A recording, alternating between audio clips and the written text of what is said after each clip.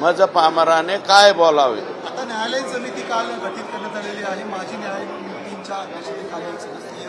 तुम्हाला वाटतं आता याच्यातला फास आवळला जातो आणखी एसआयटी 100% एखादी जरी त्रुटी पोलीसकडून राहिली तर न्यायालयीन चौकशीमध्ये कसल्याही प्रकारची त्रुटी राहू शकत नाही।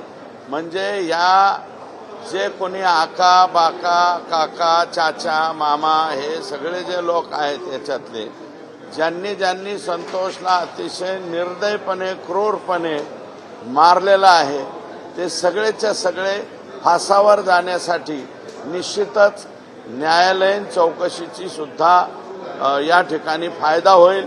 आदरणीय न्यायालयानं ही चौकशी लवकरात लवकर पूर्ण करावी अशा प्रकारची विनंती आहे।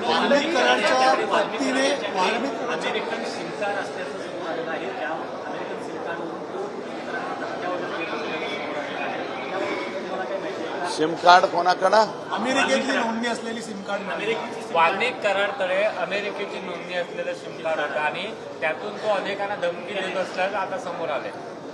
हे बघा, आका जो आहे हा सोपा आका नाहीये।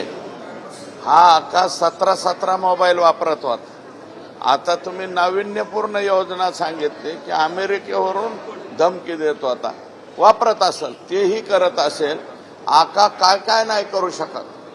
आकाचा बाका 50 लोकांना प्रत्येक महिन्याला काहीतरी ठराविक रक्कम पाठवत होता। आका ठराविक लोकांना म्हणतोय, लोकांना शब्द वापरतो, तुमचं तुम्ही समजून जा।